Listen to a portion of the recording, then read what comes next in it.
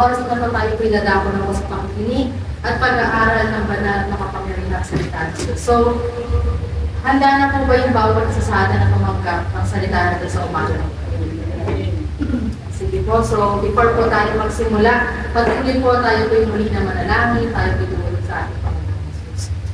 Hallelujah, Lord God Jesus. Patuloy, Panginoon, sa umaga po ito, patuloy po natin yung pinapupulihan, pinasasalamatan, dinatakila, Panginoon, Lord God. Salamat, Panginoon, sa buhay na bawat isa po sa atin, Lord God. Salamat sa panibagong umaga, sa panibagong araw na ito, Lord God. Salamat sa linggong ito, Lord God, na muli.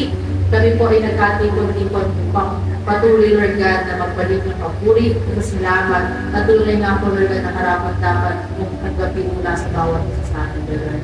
At sa oras na ito na kami po'y dadako sa pakikinig at pag-aaral ng banal at makapangyarihang salita mo, Panginoon. Patuloy, Lord God, hiling at dalangin po namin na patuloy ng bubuksan yung aming mga puso at isipan, Panginoon, Lord God. Upang ma-receive namin, Panginoon, Lord God, yung salita mo at aming pumalakhan at sa buhay sa ating mga buhay, Lord God. Patuloy, tumilis po kayo sa buhay ng bawat isa sa atin. Gamitin niyo lamang po ako, Lord God, instrumento at daluyan, Panginoon, Lord God, ang inyong salita, Panginoon. Ganun din, Panginoon, dalangin po namin, Lord God, nawa ang salitang ito, Panginoon, Lord God, sa bawat isang tao makapakikinig at tatanggap, Panginoon, Lord God, ng inyong banal na salita sa umagang ito. Kaya patuloy, Lord God, na makakaranas, Panginoon, ng pala at pagpapala, Lord God. Ngayon pa lamang po, inaangkin na po namin, Lord God, ang pagtagumpayan, Panginoon, Lord God, ang pagpapala, Panginoon, Lord God, sa buhay ng bawat sa amin maging sa gawaan nito, Panginoon, Lord God. Sa inyo lamang po, Lord God, namin binabalik ang lahat ng papuri, pasasalamat, pagdakila at pagsunod sa pangalan ng Jesus. Amen. So, sa umaga po ito, yung ating pong topic na pag-aaralan ay may pamagat po na the 7 blessing block. So, sa buhay po pala natin bilang mga Kristiyano, di po ba? Madalas yun yung hinihingi natin sa Panginoon, di po ba? Hindi lang bilang isang Kristiyano, maging madalas sa mga tao na walang tunay na pagkakakilala sa Diyos. Madalas, nandun yung naaalala lang natin yung Diyos sa buhay natin kapag gusto natin ng pagpapala. Naaalala lang natin yung Diyos sa buhay natin kapag meron tayong bagay na hinihiling sa Kanya. Diba? Madalas, may mga tao na nananalangin lang sa Diyos, tumatawag lang sa Diyos. Kapag merong gustong makuha, may hinihiling, di po ba? Kapag merong gustong mangyari sa buhay natin.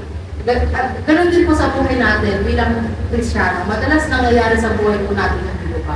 Na kapag nandun tayo sa time ng kasaganaan, ng pagpapala, nakakalimutan natin ng Diyos. Pero kapag kailangan natin ng blessing, kapag humihiling tayo ng blessing sa Diyos, ng himala, ng miracle from God, nandun yung lumalapit tayo sa Kanya, biglang nakakala natin. At minsan, may mga time po sa buhay natin, din po ba, na nandun yung nagtatanong tayo sa Lord, nagdadoubt tayo sa Panginoon, parang ang tagal-tagal, wala pa yung blessing, yung miracle from God, di po ba? At ito po pala, meron palang mga dahilan yun. Meron palang mga bagay na humaharap o nagbablock dun sa pagpapala ng Diyos na nais po niyang ibigay sa bawat isang pusa, di po ba? Gaya nga ng sinasabi po ng Panginoon sa Jeremiah 29 verse 11, sabi doon sa verse na yun, wala doon, mababasa natin na walang ibang ninais ang Diyos sa bawat isa sa atin. Walang ibang hinangad, walang ibang pinlano, walang ibang naisin ng Diyos na mangyari sa buhay ng bawat isa sa atin. Kundi po yung tanging ikabubuti lamang po natin. Sa bawat, kapag ikabubuti ng kapakanan po ng bawat isa po sa atin, dito ba? Walang pinlano ang Diyos na ikalulungkot natin, yung ikadadapa natin, ikwibirak natin. Hindi yun yung plano ng Diyos sa buhay ng bawat isang po sa atin. Kundi ang nais nga na Diyos yung pagpalaki na tayo, makaranas tayo ng favor, miracles, pagpapala. Di po ba? Yun yung plano ng Diyos sa buhay ng bawat isang po sa atin. Isang plano na napakaganda, na minsan hindi pa po sumagi sa puso, sa isip ng bawat isang po sa atin. Yun yung plano ng Diyos sa bawat isang po sa atin. Diba? Kung tayo nagpaplano tayo sa buhay natin ng mga magagandang bagay, ang pangako ng Diyos, higit pa po doon, yung nais niya na iparanas na sa buhay ko. Pero, may pumakad lang po. Di po ba? Nandun yung minsan iniisip natin na baka hindi tayo mahal ng Diyos, baka ayaw na tayong pagpalain, di ba? Baka lagi may pinapaboran ng Diyos sa buhay natin, kung bakit hindi natin nararanasan yung pagpapala. Pero hindi po pala. Di po ba? May mga pagkakataon po pala sa buhay natin na tayo yung gumagawa ng kadahilanan para hindi natin maranasan yung pagpapala ng Diyos sa buhay po. So ano-ano nga po ba yun? Ano-ano nga po ba yung 7 blessing blockers na nangyayari sa buhay po natin kung bakit hindi makadalo yung pagpapala ng Diyos? Number 1 point po is sin, kasalanan. Ito, alam ko lahat tayo aware na dito, di po ba? Na talagang kasalanan ang unang nagiging dahilan para sa bawat isang tao, para sa bawat isang Kristiyano, para hindi dumalo ng pagpapala sa kanyang buhay. Ang kasalanan ang unang nagiging dahilan para po masira yung relasyon natin sa Panginoon. Para masira ang relasyon ng isang tao sa Panginoon. Kapag the moment na ang isang tao, the moment na ang isang Kristiyano po ay nahulog sa pagkakasala, di po ba? Nandun na yun. Doon na magsisimula na magkakaroon na ng laman yung relationship natin sa Panginoon. Doon na mag-start na maharangan yung pagpapala na nais ng Diyos na dumaloy sa buhay ng bawat isang Kristiyano. At saan ba nagmumula yung kasalanan? Yan po ay tinatanim ng kaaway sa puso, sa isip, sa buhay ng bawat isang Kristiyano. So kaya the moment na tayo po bilang isang Kristiyano ay nahulog sa temptation, sa pagkakasala, nandoon, yun ang nagiging dahilan para mag-block doon sa blessing and miracles na nais ng Diyos na iparanas po niya sa bawat isa po sa atin. Ano po ang sabi? Sa Isaiah 59 verse 2, ngunit ang sala mo ang nagiging dahilan, kaya di marinig ang dalangin mo. At siya ring dahilan sa paglayo ninyo. So malinaw na malinaw po na sinasabi sa Isaiah 59 verse 2 na yung mga kasalanan na ginagawa po natin, liitin man o hayag sa harapan ng tao. Pero alam niyo po sa Panginoon, wala tayong magtatago sa Kanya. Di po ba? Malinaw na sinasabi po dyan na yung mga pagkakasala na yun, yung mga kasalanan na yun, kahit maliit pa yan o malaki pa yan, nagiging hadla para hindi pakinggan ng Diyos yung mga panalangin po. Kaya may magiging hadlang po talaga, di po ba? Parang magiging baliwala pala yung prayer natin sa Panginoon. Baliwala po pala yung pag-iyak natin sa Panginoon, yung pagluhod natin sa Kanya, yung pag-worship natin sa Kanya. Baliwala po pala yung pananalangin natin sa Kanya kung patuloy na yung buhay po natin, kasalanan yung nag-ahari sa buhay po natin. Kaya napakahalaga po na every time na nananalangin tayo sa Panginoon, di po ba una, nandun yung pagpapakumbaba sa Kanyang harapan, pagtingin ng tawad sa Kanyang harapan. Pero hindi po ibig sabihin na, Lord, tuwing mananalangin ako, tumihingi naman ako ng tawad sa iyo. So siguro okay lang na paulit-ulit yung kasalanan. Di po ba? Ano sabi ng Diyos, isusuka niya tayo kapag mainit malamig, kapag paulit-ulit yung mga bagay na ginagawa natin. Di po ba? Hindi tayo kikilalanin ng Panginoon Diyos. Wala siyang kilalang anak niya na sumasamba sa dalawang Diyos. Di po ba? Kasi sabi nga sa Bible, hindi tayo pwedeng maglingkod sa dalawang Diyos. Hindi tayo pwedeng maglingkod sa dalawang amo. Isa lang yung dapat na pinili natin paglingkuran sa buhay po natin. So, hindi po pwede na mananalangin tayo, hihingi tayo ng tawad sa Panginoon, magpapalinis, magpapasiyasan tayo sa Panginoon. Pero after that, balik na naman po tayo sa dating pang buhay natin. Alam niyo po, pag nakita ng Diyos na tama yung puso natin na tumatawag sa Kanya, dumudulog sa Kanya, doon papasok yung pakikinggan po niya yung mga panalangin po natin. Di po ba nakakalungkot isipin? Sabi dyan, siya rin dahilan ng paglayo ninyo. Di po ba nakakalungkot isipin na hindi na natin namamalaya na akala natin ayaw tayong pagpalain ng Panginoon, akala natin hindi kumikilos ang Diyos sa buhay na bawat isa sa atin, pero ang layo-layo na pala natin sa Diyos. Hindi natin namamalaya ng dahil sa mga kasalanan na ginagawa. Pero, bakit ganon? May kasalanan akong nagagawa sa harapan ng Panginoon, pero bakit? Yung pagpapala, nandun pa rin sa buhay ko. Nakakaranas pa rin ako ng miracles, ng blessing. Sabi po dito, if you had to commit sin just to get it, it's not a blessing. Diba ba? Kung yung ginawa mo ay kasalanan sa harapan ng Panginoon, and then may nakuha ka nga na oo karagdagan sa buhay mo. Sabi na, hindi siya pagpapala mula sa Panginoon. Halimbawa, tataya ako sa wedding, nanalo ako. Blessing po ba yun from God? Pwede mo bang, Lord, thank you pinagpala mo ako, nanalo ako sa wedding. Diba, susugal ako, maghapon ako magsusugal. Tutulog ako sa panalangin sa Panginoon. Umaga pa lang, mananalangin na ako sa Panginoon. Lord, sa maghapon na to, gabayan mo ako, magsusugal ako, sana ay panalo mo ako. Di po ba? Tapos pag nananalo ka, isipin mo blessing yung from God. Ang gagawin mo, patuloy ka na sa pagsugal kasi nananalo ka. Di po ba? May mga bagay na hindi po portit na akala natin nakakatanggap tayo ng pagpapala, eh nanggaling ka sa Panginoon. Kaya sabi nga, kung yung bunga ng pagpapala na yun, o kung yung bunga ng bagay na natatanggap ko na yun, ang sankilan ay kasalanan, nagmula yun sa kasalanan, nagtumit ka ng kasalanan, hindi siya blessing from God. Kaya napakahalaga ng wisdom and knowledge na nanggagaling sa Panginoon. Yung pagsama po sa atin ng Holy Spirit, di ba? Nang sa gayon, alam natin sa buhay po natin. Ito ba, yung nangyayari ba na ito sa buhay ko, ay pagkilos pa ba ng Diyos? O baka mamaya, ay dahil lang tinatempt ako ng kaaway sa buhay ko.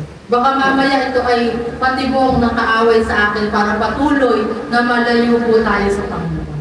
Ano po sabi sa Isaiah 13 verse 11? Sabi ni Yahweh, parurusahan ko ang daigdig dahil sa kanyang kasamaan, at ang mga tao dahil sa kanilang kasalanan. Ibabagsak ko ang mga palalo, susugpuin ko ang mga api.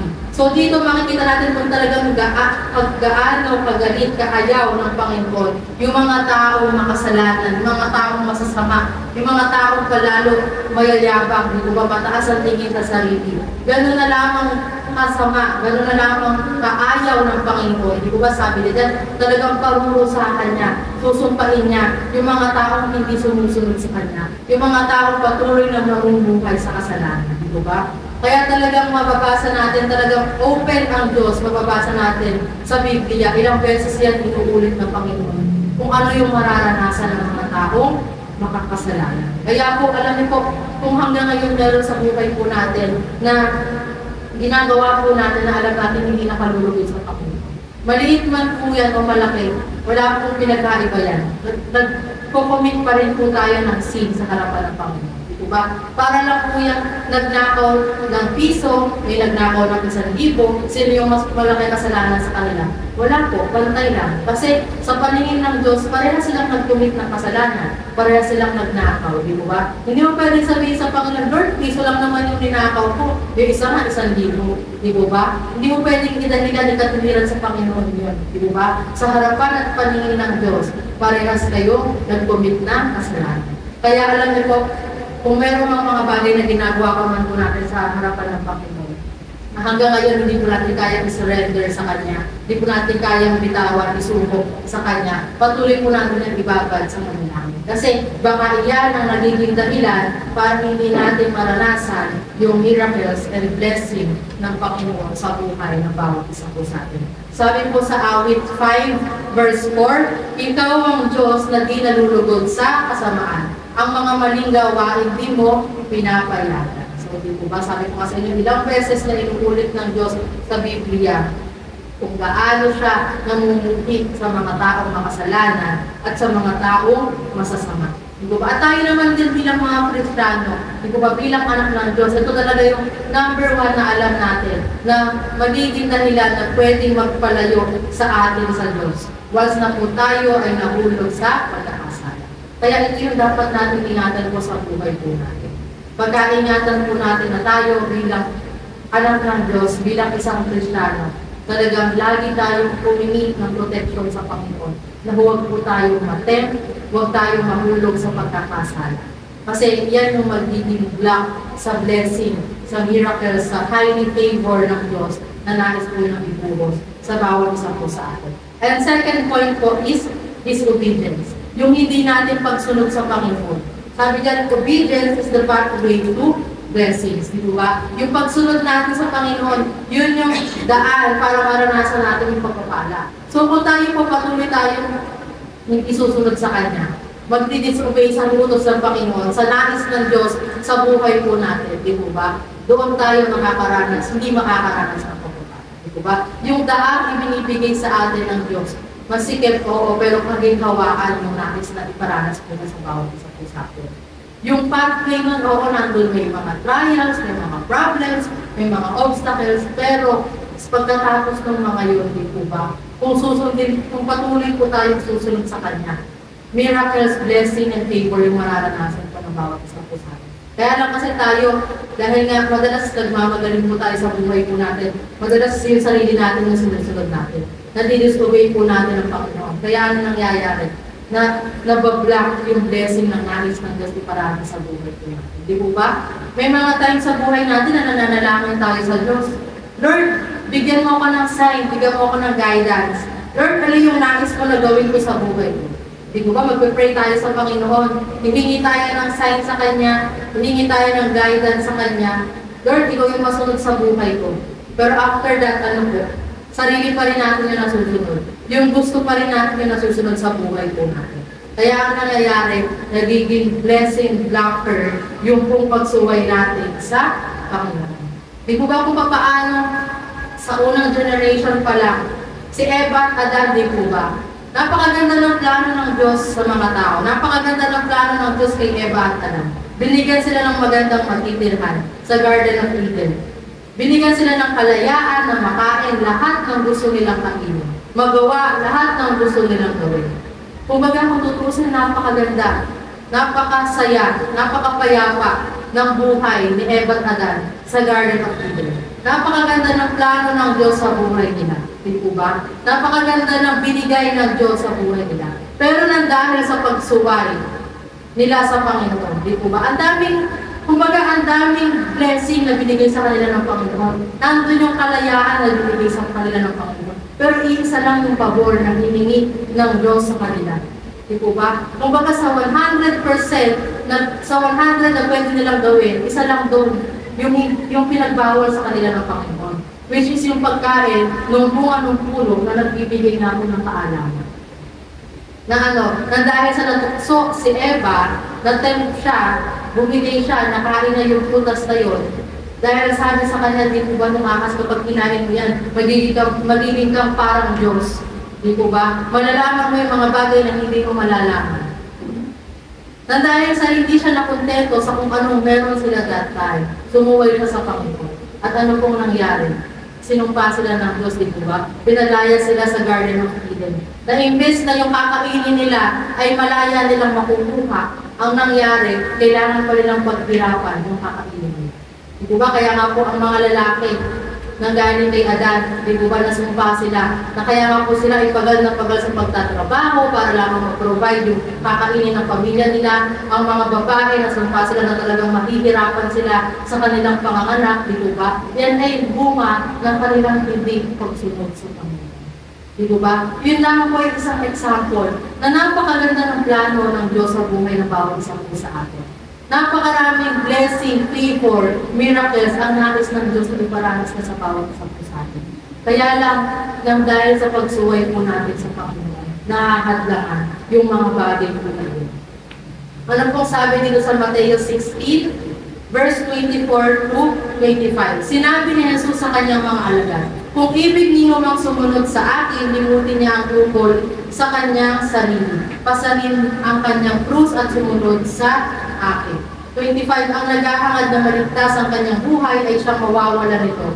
Ngunit ang mag-aalay ng kanyang buhay alang-alang sa akin ay siyang magkakamit. So, di ba? Talagang yung buhay po natin na to, bilang mga anak ng Diyos, di ba? Talagang nandun yung isinupo na natin. Ibinigay na po natin yung buhay natin sa Panginoon. 100% ng buhay po natin. Ganun po yung pagsuko sa Panginoon, di ba? 100% ng buhay mo binigay mo na sa Kanya. Di ba? Hindi po 50% lang, hindi 80% lang, hindi 70% lang, kundi ang tunay na pagsunod sa Panginoon. Sabi nga, di ba? Ang sino mang gustong sumunod sa Kanya, kailangan limutin na yung ukol sa Kanyang sarili. Kasi kailangan, kapag susunod tayo sa Diyos, 100% ng buhay po natin, ibibigay po natin sa Kanya. Kaya ngayon, ang masusunod na sa buhay natin, ang Diyos, hindi na po tayo. Kasi tayo, bilang tao, nandiyan yung namumuhay po tayo sa laman. Nandiyan yung mga naisin ng laman po natin ay nakaayon sa takbo ng mundo po. Na, which is hindi nakalulugod sa harapan ng Panginoon. Kaya nga ang nais ng Diyos, limutin na natin yung para sa sarili natin, yung ukol sa sarili natin. Pasanin natin yung kanyang krus at sumunod tayo sa kanya. Sabi dyan, ang nag-aangad na maligtas ang kanyang buhay ay siyang mawawalan nito. Ngunit ang mag-aalay ng kanyang buhay, alang-alang sa akin, ay siyang magkakamit. Kaya lahat ng mga bagay na ginagawa po natin para sa Panginoon, yung sacrifices, effort, yung worship, lahat po na yan na binibigay natin sa Panginoon, hindi po yan nawawalang kabulong. Yun ang kagandahan, di ba, ng paglilingkod natin sa Panginoon. Yun ang kagandahan ng paglilingkod sa tamang Diyos na sinasamba po natin. Di ba? Kasi nakakalungkot mang isipin, sa mundo pong ito, napakaraming tao na handang magsakripisyo kahit masakta na sila sa buhay nila, sa sarili nila. Kahit na mag 50-50 na sila sa buhay nila. Para lamang doon sa Diyos na maling, sa maling Diyos na pinaglilingkuran po nila. Di po ba? At nakakalungkot naman din pong isipin na tayo, na merong tunay at tamang Diyos na sinasamba, pinapupurihan. Parang napakaliit nung kaya natin isakripisyo para sa Panginoon. Na ang Diyos po na pinaglilingkuran natin, hindi niya hinihingi na mag 50-50 ka muna bago ka nakalugdan. Hindi niya hinihingi na kailangan na po na tayo sa bingit ng kamatayan bago na tayo pagpalain. Napakasimple lang po nung ninanais ng Diyos sa buhay po natin. Yung sumunod lang tayo sa Kanya, masunod siya sa buhay po natin. I-surrender natin sa Kanya yung buhay po natin. Yun lang yung hinihiling ng Diyos sa bawat isa po sa atin. Pero, ang hirap-hirap pa po para sa ating ibigay yun para sa Kanya. Kaya, lagi po natin tatandaan, kapag nananalangin tayo sa Panginoon, kung may hinihiling tayo sa Kanya, hindi natin agad nakukuha.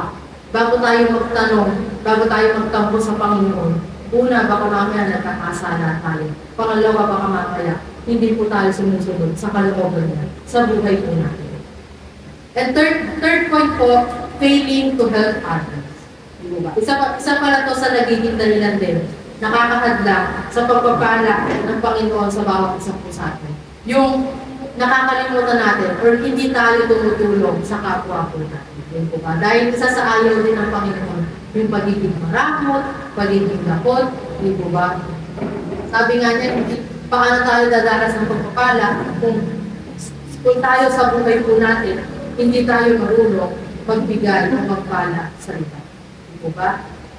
Sabi nga dito, there are several things we can do on a daily basis to bless others. We can bless others using just our words. Di ba? Pag maraming tao takot na tumulong sa ibang tao dahil akala po natin pag tumulong ka, mahal.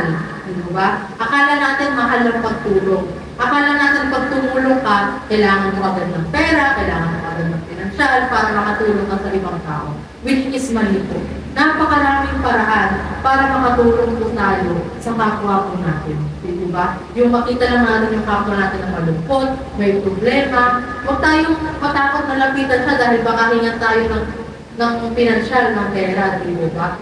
Pwede natin siya tulungan sa pamamagitan lang ng salita po natin. Sa pamamagitan lang po ng pag-encourage sa kanya, pagpapalakas ng loob niya, di ba? Yun po ay uri na ng pagtulong natin sa kapwa po natin. Kaya napakadali lang po ng pagtulong. Kaya lang nga, minsan, yun na nga lang yung tulong na maibibigay po natin sa tao, hindi pa po natin maibigay. Na imbis na i-encourage natin ng tao, nagiganda nila pa po tayo para patuloy po siyang malungkot sa buhay. Para patuloy po siyang malungkot. Para patuloy po siyang manliit sa sarili po na. Di po ba? Word of encourage, word of inspiration na nga lang po yung tanging maibibigay natin minsan sa tao. Parang hirap na hirap pa po tayo doon. Hirap na hirap pa po tayo maibigay sa tao. Ano po sabi sa Philippians 2, verse 4? Ipagmalasakit ninyo ang kapakanan ng iba, hindi lamang ang sa inyong sarili. Kasi the more na nakikita po ng Diyos na nag-care tayo sa ibang tao, the more na nakikita po ng Diyos na yung palad natin ay bukas sa pagtulong sa ibang tao, the more na nakikita po ng Diyos na talagang nandun yung puso natin sa pagtulong ng ibang tao, mas dadalo yung pagpapalat sa buhay po natin. Di po ba? Alam niyo po, the moment na, sabi nga, di ba, mas masarap yung nagbibigay kaysa sa tumatanggap. At mas masarap yung ang dami-dami mong tinatanggap sa Panginoon. At the same time, ang dami-dami mo din pwede ibigay sa ibang tao. Kaya lang, ang katwiran natin, tsaka na ako magbibigay, wala pa yung binibigay ng Diyos. Tsaka na ako magbe-bless sa ibang tao, tsaka na ako tutulong sa ibang tao kapag nandun na yung blessing ko. Di ba madalas yun yung katwiran natin. Kaya lang, paano tayong pagpapalain ng Diyos sa malaking paraan, kung sa simpleng pagtulong sa maliit na bagay, hindi po natin kaya bibigay sa kapwa po. Di po ba? Para lamang po yan sa pagta-tithes and offering. Kapag yung tithes mo, hindi mo kayang ibigay ng maliit pa lang, halimbawa, 10 piso, 100 lang yung tithes mo, yung offering mo, hindi mo kayang ibigay, i-commit, i-surrender sa Panginoon. Paano na tayo pagpapalain ng higit pa doon sa meron tayo? So kung ngayon nakikita ng Diyos na good and faithful servant tayo doon sa ipinagkaloob niya sa atin, hindi natin ipinagdarama, handa tayo na ibahagi sa ibang tao. Doon natin mararanasan yung overflowing blessing from God. Amen po? And then, number 4, pride. Yung kataasan po natin. Diba? Pride natin sa sarili po natin. Alam niyo po, ang mahirap, mag-pride na nga tayo minsan sa kapwa natin, mag-pride na nga tayo minsan sa tao, nadadala pa natin sa Panginoon. Di po ba?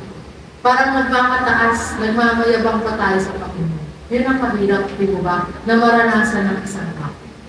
Yun ang lagi po natin iwasan alisin sa puso't isip po natin, sa buhay po natin bilang isang Kristiyano. Kasi alam niyo po, tayo bilang tao, wala tayong magagawa kung wala ang Diyos sa buhay po natin. Lahat ng bagay na meron po tayo ngayon, lahat ng bagay na nararanasan po natin ngayon sa buhay po natin, yan ay dahil sa Panginoon. Dahil una pa lamang po, kung sisimulan natin yung buhay po natin, una pa lang po, kung hindi dahil sa Panginoon, kung hindi dahil siya nagsakripisyo, kung hindi dahil tinalay niya ang buktong na anak niya para sa bawat isa po sa atin, wala po tayo dito lahat. Lahat ng mga bagay na meron po tayo ngayon, wala po sa atin. Kung hindi dahil sa sacrifices, sa pag-ibig ng Diyos na ibinigay po niya sa bawat isa po sa atin. Kaya alam niyo po, wala tayong karapatan na magmataas sa harapan ng Panginoon. Wala po tayong karapatan na isipin na kaya natin ang lahat ng bagay kung hindi dahil sa Panginoon. Wala po tayong karapatan na isipin na napakagaling natin, napakatalino natin, napakatalento natin sa isang bagay, sa buhay natin, kung kaya't narating natin ang mga bagay. Kaya napakahalaga po, alam niyo po mga magulang at mga kapatid, na sa kahit maliit na bagay na na-achieve natin, nakukuha natin, nare-receive natin mula sa Panginoon, napakahalaga po na nandun yung pagpapasalamat natin sa Kanya. Kasi lahat po lang yan, ibinigay po ng Panginoon sa bawat isa po sa atin. Kaya lang, nakakalungkot tayo bilang tao, nandun na yung blessing sa atin ng Panginoon. Nandun na yung pinagpapala na tayo ng Panginoon. Yung favor na naranasan natin. Pero nagagawa pa rin natin magreklamo sa harapan niya. Di po ba? Wala yung contentment sa buhay ng bawat isa po sa atin. Sa maliit na bagay na binibigay sa atin ng Panginoon, hindi natin magawang magpasalamat sa Kanya. Paano pa kaya pag pinagpala na tayo ng hindi pa doon? Baka po lalong makalimutan na natin ang Panginoon. Kasi marami pong mga tao, mga Kristiyano na ganyan. Sa oras na kailangan nila ang Panginoon, sa oras na naghihirap sila, naghihikaw sila, marami mga estudyante na sa oras ng pag-aaral nila, paghihirap nila, nandun yung active sila, naaalala nila lagi ang Panginoon. Pero pag naabot na nila yung burok ng katagumpayan, kapag nakuha na nila yung ambisyon na ninanais nila, yung linggo, hindi nila kaya i-give up para sa Panginoon. Diba ba? Yung Sunday, hindi nila kayang ibigay para sa Panginoon. O kahit hindi na Sunday, kahit isang araw na lang sa loob ng isang linggo, parang hindi natin magawang ibigay para sa Panginoon. Nang dahil lang sa naabot na natin yung mga ambisyon natin sa buhay. Kaya, ito po yung isang nagiging dahilan para hindi natin maranasan yung pagpapala ng Panginoon. Kapag the moment na tayo sa puso, sa buhay natin, ang naghari na ay yung pride. Kapag ang lagi ng laman ng puso at isip natin, ang galing ko, ang lakas ko, ang talino ko, ang yaman ko, napaka-diskarte ko, doon na makakalimutan po natin na sa buhay po natin, ang Diyos pala ang dahilan ng mga bagay na meron po tayo. Ano po ang sabi sa Awit 31 verse 23? Mahalin si Yahweh ng mga hinirang ng lahat ng tapat ng mga nilalang. Ang tapat sa kanya ay iniingatan, ngunit ang palaloy pinarurusakan.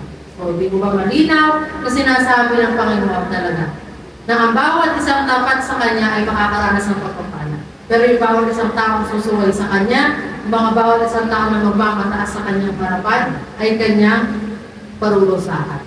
Di po ba? Yung isang tao, di po ba na talaga, akala niya sa Bible, akala niya yung inani niya, yung yaman na meron siya, okay na. Sapat na. Sabi niya, hindi na siya magtatrabaho. Okay na yon.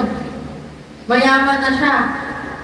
Akala niya wala na siyang inintindin sa buhay niya, meron na siyang magandang bahay, meron siyang mga kayamanan na magpo-provide ng mga pangangailangan niya, pagkain niya. Akala niya okay na. Kahit magpasasa na siya sa buhay niya. Wala na siyang ibang gagawin kundi magpakasaya sa buhay niya. Anong nangyari? Pinagawihan. Binawi ng Diyos yung buhay. Ito po yung sinasabi ng Diyos sa bawat sa atin. Na kung wala siya, wala tayong magagawa. Kasi hindi tayo makakapag-decide sa buhay po natin. Hindi natin pwede sabihin na okay na, sapat na ako sa yaman na to, okay na, makakapagpasasa na ako sa buhay ko. Magagawa ko na lahat ng gusto kong gawin. Hindi po tayo yung magdidesisyon sa buhay po natin. Kundi ang Panginoon pa rin po. Wala po tayong karapatan sa buhay na ipinaghiram sa atin ng Panginoon. Kaya napakahalaga pa rin po na patuloy tayong magbigay ng oras sa Panginoon. And yun po yung pang-limang puntos po natin. Nagiging dahilan sa bawat isang po sa atin para hindi natin maranasan yung pagpapala ng Panginoon kapag tayo ay walang oras sa Kanya. Kapag tayo ay walang binibigay na oras, na araw sa Panginoon. Alam niyo po, bubulin man natin yung buhay natin, yung lakas natin sa mundong ito.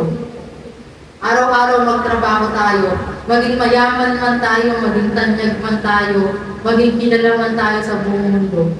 Makapagpatayo man tayo ng bahay na ninanais natin, mapuntahan pa natin lahat ng lugar na gusto natin. Kung babawiin ng Diyos yung buhay na pinahiram po na sa atin, baliwala ang lahat ng bagay na meron po tayo sa mundo. Kaya napakasarap po, alam niyo po, na naaabot natin yung success sa buhay natin. Naaabot natin yung mga ambisyon natin, yung mga goal natin sa buhay natin nang hindi tayo nag-iisa. Napakasarap na sa bawat bagay na ginagawa po natin sa buhay natin kasi kasama natin ang Panginoon.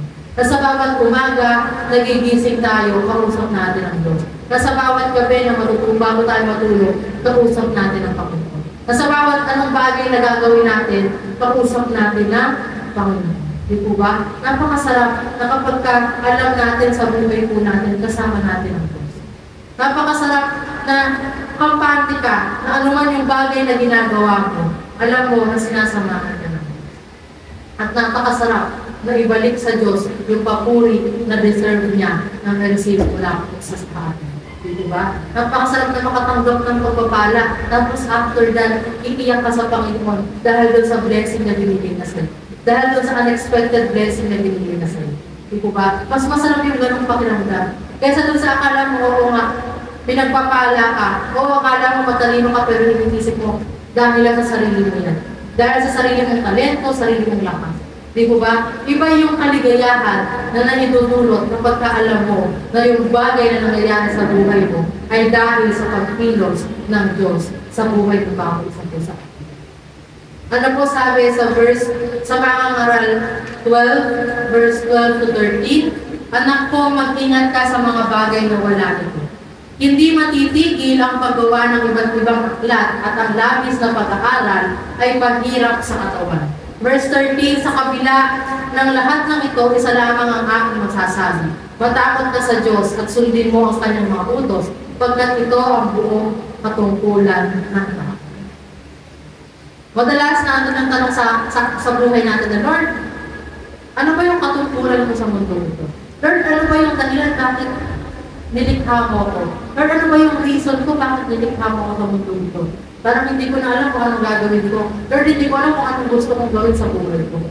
Ito sabi ng Diyos, di po ba? Matakot ka sa Diyos at sundin mo ang kanyang mga utos pagkat ito ang buong katungkulan na natin.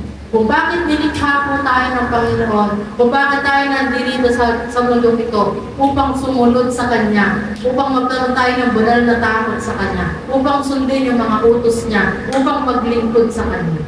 Yun yung dahilan kung bakit tayo nilikha ng Diyos.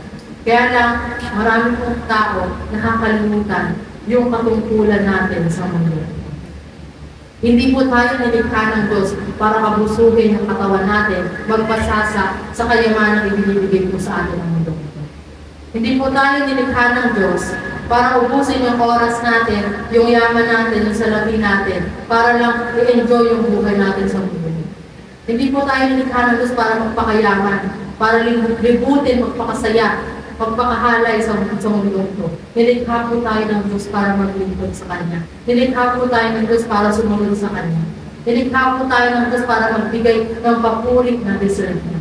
Yun yung reason po natin. Kaya lang nakakalimutan na natin.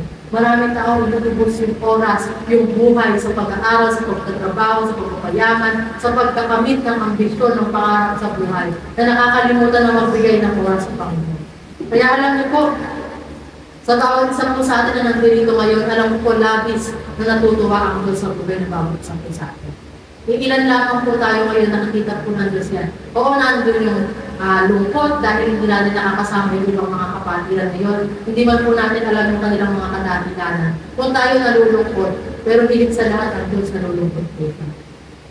Pero, alam ko po na masaya din ang Diyos dahil meron pa rin sa mga anak niya ang tumayo at nanindigan na magbigay ng oras sa Kanya. Maglaan ng oras sa Kanya. Di po ba? Imagine, sa loob ng 7 araw, ibinigay sa atin ng Panginoon. 6 na araw doon, solo natin. Malaya tayo gawin lahat ng gusto natin. Mag-aral tayo, magtrabaho tayo, maghanap buhay tayo, magbiwaliw tayo, puntahan natin lahat ng gusto natin. Linggo lang yung hinihingi ng Diyos sa atin. Hindi pa po buong araw. Di po ba? Nagsisimula tayo ng alas 9. Minsan natatapos tayo ng 11, 11:30. Di po ba? Napakasaglit na oras yung ibibigay natin sa Panginoon. Pero nakakalungkot. Marami pa rin pong Kristiyano. Kristiyano na po ha. Hindi na tao na walang turing na relasyon sa Panginoon. Nakakalungkot maski Kristiyano na nagagawa ko itong ipagpalit yung araw na hinihingi ng Diyos sa bawat isang po sa atin. Kaya alam niyo po, doon papasok yung kung tayo bilang isang tao, bilang isang Kristiyano, nauunawaan natin yung commitment natin sa Panginoon. Diba sabi nga ng Panginoon, yung pag-aalay natin ng buhay sa Kanya, kung nauunawaan natin yung sa buhay po natin, parang mahihiya tayo sa Diyos eh. Mahihiya tayo na hindi ibalik sa Kanya yung papuri, pagsamba, pasasalamat sa araw ng linggo. Mahihiya tayo na everyday sa araw-araw natin, hindi man lamang natin siya maalala, hindi man lamang natin siya mapasalamatan. Di po ba? Kung mauunawaan natin, talaga, maiintindihan natin ang lumusan, yung commitment natin sa Panginoon. O yung pagkakatawag sa atin ng Panginoon. Yung katungkulan natin sa Panginoon.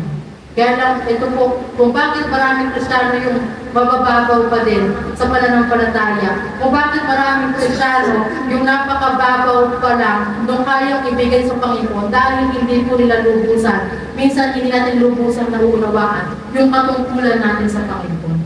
Yung ano nga ba dapat yung ibibigay natin para sa Panginoon. Di po ba? Kasi wala tayong tamang oras, tamang araw na ibibigay para sa Panginoon. Tapos, magtatanong tayo sa Lord. Lord, bakit hindi mo ako pinagpapala? Lord, bakit hindi mo ako inimingatan? Lord, nasan yung favor? Nasan yung miracle? Di po ba? Pero, yung mga bagay na ginagawa natin naman, hindi nakalulubog sa Panginoon.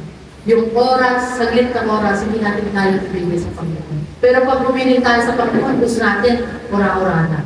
Gusto natin agad-agad. Hindi tayo makapag-astay. Pag hindi na ibigay ng Diyos sa atin, nagagalit tayo, nagtatampo tayo, nagtatanong tayo, nagdadaw tayo. Totoo bang may Panginoon? Kung totoo may Diyos, bakit nararanasan ko sa buhay ko? Kung totoo may Panginoon, bakit ganito yung nararanasan ko sa buhay ko? Bakit ganito yung experience na meron ako sa buhay ko? Di po ba? Parang tayo pa yung nagmamataas sa Panginoon.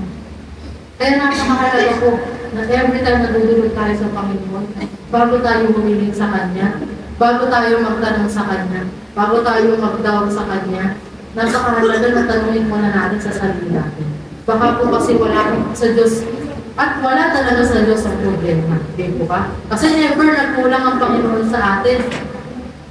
Never siyang hindi tumupad sa pangako niya sa atin. Never niyang nakalimutan yung bawat isa sa atin. Kaya bago tayo magtanong sa Diyos, siya sa atin muna po natin yung sarili natin. Baka nagkukulang na tayo sa Panginoon. Baka yung mga bagay na ito, nagagawa na natin para maging hadlang dun sa pagpapala ng Diyos sa buhay ng bawat isa po sa atin. Kaya napakahalaga po talaga na ito, yung time and effort, sacrifices na ibibigay po natin para sa Panginoon. Kasi sabi nga dun sa verse 12, di po ba, hindi matitigil ang paggawa ng iba't ibang aklat at ang labis na pag-aaral ay panirap sa katawan. Di po ba? Kung patuloy na iubos po natin yung oras natin, yung buhay po natin sa pag-aaral, sa paghahanap buhay, sa pag-negosyo, hindi mauubos yan eh. Hindi matitigil yan. Hindi mai-stop yan. Araw-araw ng buhay po natin, kailangan natin magtrabaho. Sa araw-araw ng buhay po natin, kailangan natin mag-aral, magnegosyo. Parte ng buhay po natin yan bilang tao para mabuhay tayo sa mundo nito. Walang masama na gawin po natin yan, yung mga bagay na yan. Kaya lang, ang nakalulungkot nga po, maraming mga tao, maraming mga Kristiyano, yun yung nagiging dahilan para hindi sila magkaroon ng oras sa Panginoon. Kaya nga sabi sa atin ng Panginoon, di ba? Isang araw lang yung iibiling niya sa atin. Hindi pa natin magawang ibigay. Hindi pa natin magawang i-commit para sa Kanya. Na konting handaan lang, konting trabaho lang, konting okasyon lang, konting emergency lang, na pagpapalit natin yung mga bagay na yun para sa Panginoon.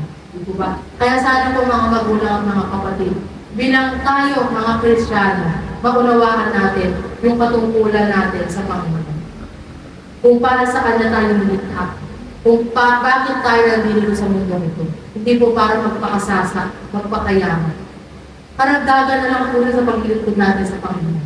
Ibibigay ng Diyos yun sa bawat isang pusari sa atin. Minsan magugulat tayo, the more na inuuna natin ng Diyos, the more na parang nagiging smooth ang lahat sa paligid po natin. The more na inuuna natin, nagbibigay tayo, naglalaan tayo ng oras sa Panginoon. Parang mas nagiging madali yung bagay. Bakit? Kasi kasama natin ang Panginoon. Naalala ko po yung isang kwento sa libro na may pamagandang footsteps. Nasa gilid po siya nasa dalampasigan po siya, naglalakad po siya sa buhanginan. Ngayon, nung part-time na maaraw, nakikita niya 4 yung marka ng paa na bumabakad sa buhanginan. So, meaning, yung tao na yon, yung isang pares na paa at meron pang isang pares na paa siya nakikita. Meaning, yung isang pares ng paa, nakikita niya, yun si God. Kasama niya na naglalakad sa dalampasigan. So, habang maganda pa yung view, maaraw pa, nakikita niya, 2 sila na naglalakad sa dalampasigan. Yung isa, yung mark ng footsteps niya, at yung isa, yung mark ng Panginoon. E di nag-enjoy yung tao na yun. Nag-enjoy siya na pagmasdan, yung tanawin sa beach, sa dagat. Nag-enjoy siyang makita yung magandang view sa dagat. And then maya-maya, unti-unti, kumukulimlim na. Hanggang sa bumuhos na yung napakalakas na ulan. Tapos nakita niya, isa na lang yung footsteps na meron sa dalampasigan. Habang naglalakad siya, isang pares na lang ng paa, yung bumabakad sa dalampasigan. So sabi niya, Lord, bakit sa oras ng napakagandang panahon, kasama kita? Pero bakit nung time na umuulan na, bakit nung time na alam mong mahihirapan na ako, tsaka mo ako iniwan, tsaka na lang ako nag-isa? Lord, bakit nung time kung kailan kailangan kita, kung kailan sa panahon ng pagsubok, tsaka mo ako pinabayaan? Hindi sumasagot yung Panginoon sa kanya. Tuloy-tuloy siya naglalakad. Hanggang sa patuloy na lumalakas yung ulan, bumabagyo, lumalakas yung hangin. Nakikita niya isa pa rin yung mark ng paa. Pares ng paa na naglalakad. Sabi niya, Lord, talaga bang hindi mo ako babalikan? Lord, talaga bang pinabayaan mo na ako? Lord, talaga bang hindi mo na ako mahal? Lord, talaga bang ganyan ka? Sa oras lang ng kaginhawaan kita kasama. At alam niyo po, nung bandang huli na, tumagot sa kanya ang Panginoon. Sabi ng Panginoon sa kanya, anak, alam mo ba, kung bakit nung mga time na bumabagyo na sa buhay mo, kung bakit ang mga panahon na nahihirapan ka na, dumadaan ka na sa pagsubok, isa na lang yung marka na nakikita mo. Alam mo ba na hindi yun marka ng Panginoon, kundi marka ng Panginoon. Dahil sa mga panahon ng unos, bagyo, at problema sa buhay mo, buhat-buhat kita, akay-akay kita, para hindi ka mahirapan. Di po ba? Na minsan sa buhay po natin, akala natin nanghihirapan tayo ng Diyos. Akala natin hinihiwan tayo ng Diyos. Pero hindi. Madalas tayo yung magtatanong sa Diyos. Madalas tayo yung nakikiwan sa Diyos. Madalas tayo yung bumibitaw sa Diyos. Madalas tayo yung nagkukulang sa Kanya. Never po nagkulang ang Panginoon sa buhay na bawat isa po sa atin. Alam niyo po, madalas ako sa sarili ko, every time na nananalangin ako sa Diyos, nandun yung parang mag-iiyakang tumawag sa Kanya. Kasi ako bilang sa sarili ko, alam ko, ngayon po, every time na nanalangin ako sa Panginoon, nandun yung panalangin ko sa Kanya na iyang-iya po akong lumulog sa Panginoon. Kasi sabi ko, Lord, alam ko ang dami kong pagkukulang sa iyo. Parang nahihiga ako manalangin sa Panginoon na sabi ko, bilang anak mo, bilang tao, bilang isang Kristiyano, pag tinawag mo, pinigay mo, nakakaya na manalangin sa Panginoon, nakakaya na tumulog sa Panginoon. Kasi sabi ko, parang hindi po ako deserve na umigay, na tumawag, manalangin sa iyo. Kasi alam ko na napakarami kong pagkukulang sa Kanya. Alam ko na napakaraming bagay na nagagawa ko hindi nakalulugod sa Kanya. Sabi ko, Lord, hindi ako deserve ng pag-ibig mo, ng blessing mo, pero maiiyak ka na lang, di po ba? Tayo bilang tao, hindi tayo deserve ng pag-ibig ng Diyos, ng blessing ng Diyos. Pero nararanasan po natin yun. Di po ba? Yun yung kung mauunawaan natin bilang isang tao. Mahihiya tayo sa harapan ng Diyos, di po ba? Anong magiging dahilan natin para hindi ibigay sa Kanya yung isang araw na binibiling na para sa atin? Hindi na nga po isang araw, oras na lang. Di po ba? Yun yung mahihiya tayo sa Panginoon na hindi ibigay sa Kanya yung araw na to, yung oras na to, para sa Kanya. Kumpara sa mga bagay na ginagawa natin sa Panginoon. Nakakahiya po sa harapan ng Panginoon. Kaya, yung po yung lagi kong sinasabi na tayo sana bilang tao, bilang Kristiyano, unawaan natin. Di po ba na? Kung tatanggalin natin yung pride natin bilang tao, yung kataasan ng tingin natin sa sarili natin bilang tao, mauunawaan po natin, maliliit tayo paghaharap tayo sa Panginoon. Kasi alam natin na kulang yung bagay na binibigay po natin para sa Kanya. Wala pa sa kalahati, wala pa po sa 1/4 yung bagay na binibigay po natin para sa Kanya kumpara sa mga bagay na ginawa sa atin ng Panginoon. Kaya wala tayong magiging dahilan para hindi po natin malibigay yung oras, yung sakripisyo, yung katungkulan natin sa Panginoon. Kaya bilang encouragement po sa bawat isa po sa atin, tanggalin natin yung pride natin sa harapan ng Panginoon. Na huwag maging mataas yung tingin natin sa sarili natin. Lagi natin isipin na kulang pa na ibibigay natin sa Panginoon. Yun yung maging inspirasyon natin para mas magbigay po tayo ng oras at panahon sa Panginoon. Huwag po natin isipin na sapat na to yung mga bagay na meron tayo ngayon. Huwag po natin isipin na okay na to. Okay na ako sa narating ko sa buhay. Okay na ako sa ganitong buhay. Di po ba? Masarap yung sa bawat bagay na ginagawa po natin. Alam natin na kasama po natin ng Panginoon. And number 6, pang-anim na dahilan na bumaharap sa pagpapala ng Panginoon ay self-indulgement. Pag sinabi natin self-indulgement, ito yung parang laging tayo nasusunod sa buhay natin, sa desisyon natin, ang nasusunod sa buhay natin. Kapag may nais tayong gawin, kura-kurata ginagawa natin. Nakakalimutan na po natin na kumonsulta sa Panginoon. Nakakalimutan na po natin idulog sa Kanya ang isang bagay. Kaagad nagdidesisyon po tayo para sa sarili natin. Kaagad tayo po yung nasusunod sa sarili po natin. Di po ba? Madalas, may mga ganong pagkakataon sa buhay po natin.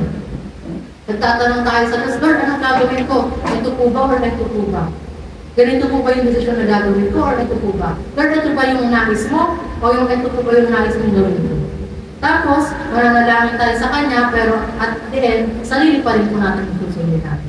Yung sa tingin pa rin po natin na makabubuti para sa sarili po natin. Ano po sabi sa Galatia 5 verse 13? Mga kapatid, tinawag na kayo upang maging malaya. Ngunit huwag ninyong gamitin ang inyong kalayaan upang masunod ang kita ng laman, kundi maglingkod kayo sa isa't isa dahil sa pag-ibig.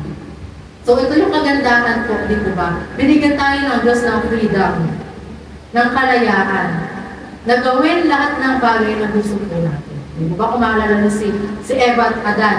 Binigyan ng Diyos si Eva at Adan ng freedom. Malaya sila sa Garden of Eden, di po ba? Na gawin lahat ng gusto nilang gawin, kainin lahat ng gusto nilang kainin, pero isa lang yung favor sa kanila ng Panginoon, isa lang yung pinagbawal sa kanila ng Panginoon. Tayo din po sa buhay natin, binigyan tayo ng Diyos ng free will, ng kalayaan, na gawin yung mga bagay na gusto po natin. Di po ba? Pinahadlangan po ba tayo ng Diyos? Hindi naman, di po ba? Kagaya niyan. Malaya tayo na aatin ba tayo ngayong linggo o hindi tayo aatin ngayong linggo.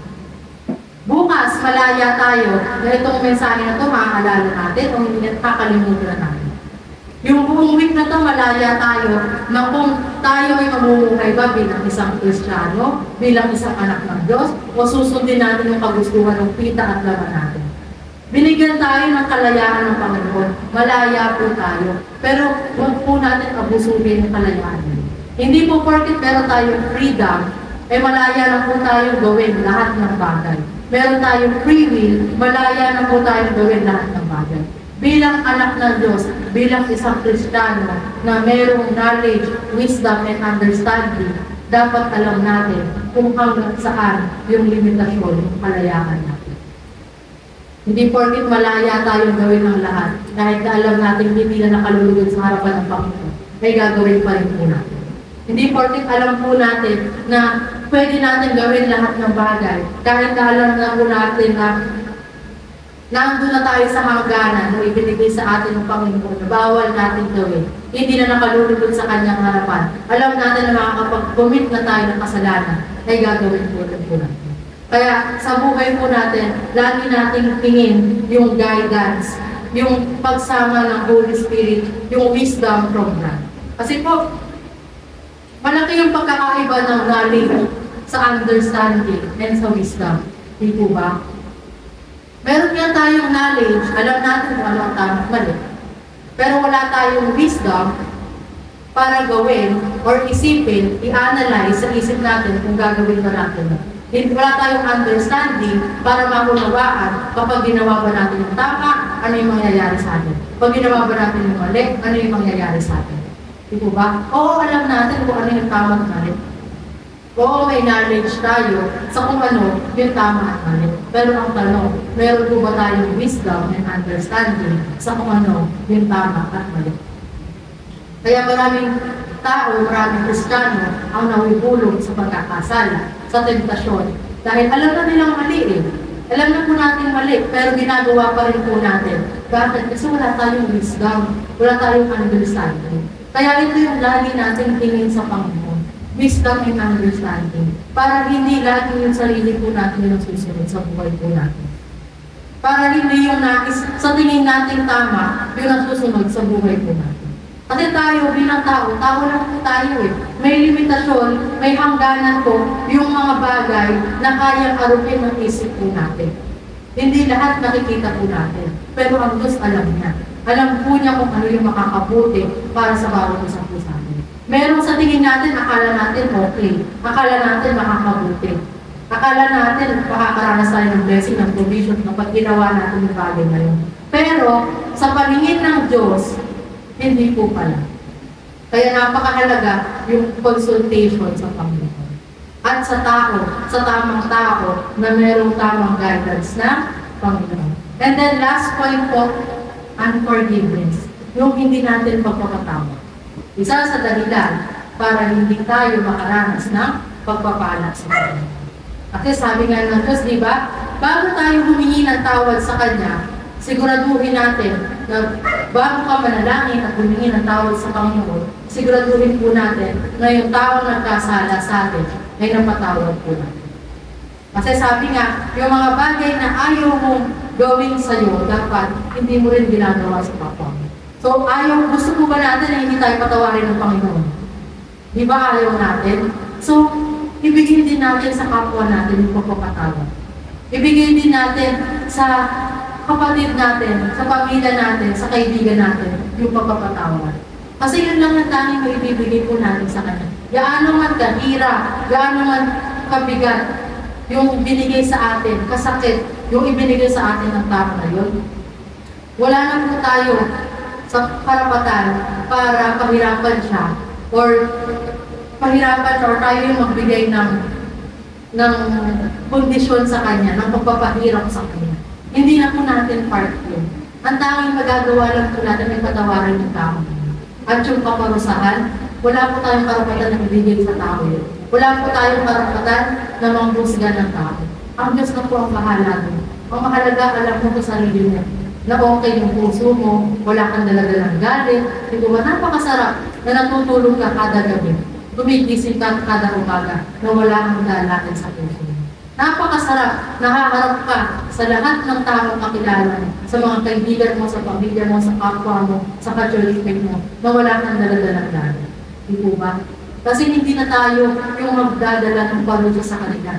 Ang Diyos na ang bahala po doon. Ano po ang sabi sa Roma 12, verse 20 to 21? Kaya nga kung nagbubutom ang inyong kaaway, pakainin mo. Kung nauuhaw, painumin mo siya. Sa gayon, mapapahiya siya sa kanyang sarili. Ito yung sabihin natin, pinakamalaking sampal sa taong gumawa ng hindi maganda sa atin. Kapag ginawa na ng hindi maganda, gawan mo ng mabuti. Di po ba sabi niya, siya pa yung mapapahiya sa kanyang sarili, hindi tayo. Di po ba? Totoo naman po yun, di po ba? Hindi tayo nga, minsan, dumarating din sa time, gumawa tayo ng hindi maganda, nakapagsabi tayo ng hindi maganda sa isang tao. Pero tapos yung ibinalik sa atin, magandang salita. Sinabi sa atin, God bless you, ingatan ka ng Panginoon, pagpalakit ka ng Panginoon. Di ko parang makakaramdam tayo ng hiya sa sarili natin. Kaya totoo, biblical na sinasabi ng Panginoon, kapag ginawan ka ng masama, gawan mo na mabuti.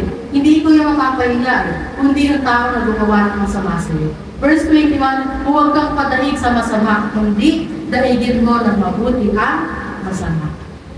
Kaya mga magulang at mga kapatid ko, hanggang ngayon, meron sa puso po natin na hindi natin kayang i-give up, hindi natin kayang ibigay yung forgiveness sa tao po. Kung may hinihiling ka sa Panginoon na blessing, kung may hinihingi ka sa Panginoon na kapatawaran, paano niya ibibigay sa atin yun? Kung hindi po natin magawang makapagpatawad ng tao. Tayo nga, di po ba, nagkakasala tayo sa Panginoon. Nakakagawa tayo ng hindi maganda sa Panginoon. Pero imagine, yung blessing sa buhay natin tuloy-tuloy. Yung pag-iingat ng Diyos sa buhay natin tuloy-tuloy. Tapos tayo, na wala naman tayo binibigay na pag-iingat, na blessing sa tao na yun, hindi pa natin kayang patawarin. Parang nakakahiya naman sa Diyos. Di po ba? Kaya papaano tayo magpapalaki ng Panginoon?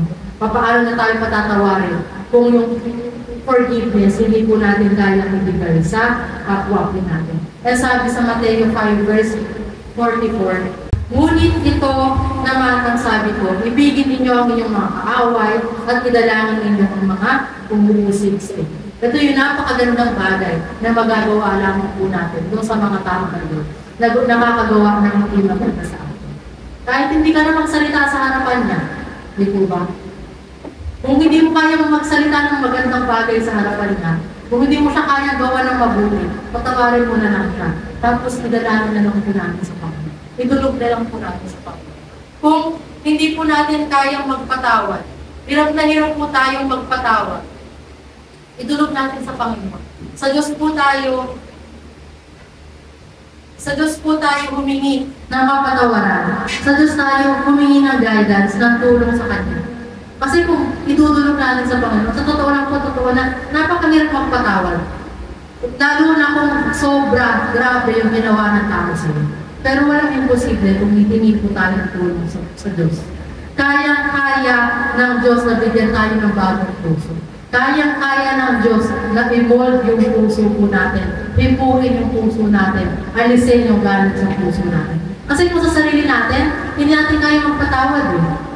Mahirap sa tao magpatawad. Kaya sa Diyos tayo humingi ng tulong, sa Diyos tayo humingi ng guidance para makapagpatawad po tayo.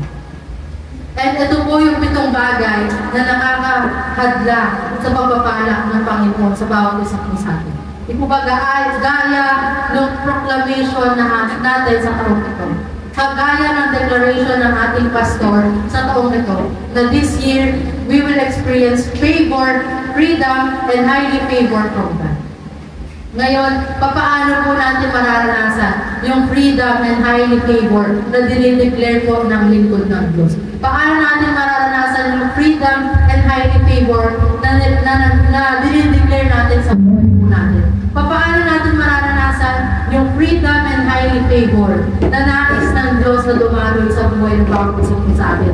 Kung yung 7 blessing grafter na ito ay ginagawa po natin. Ano-ano po yun? Reviewin po natin. Una, kasalanan. Sin. Pangalawa, disobedience. Pangatlo, failing to help others. Pang-4, pride. Pang-5, no time for God. Pang-6, self-indulgence. And last, unforgiveness.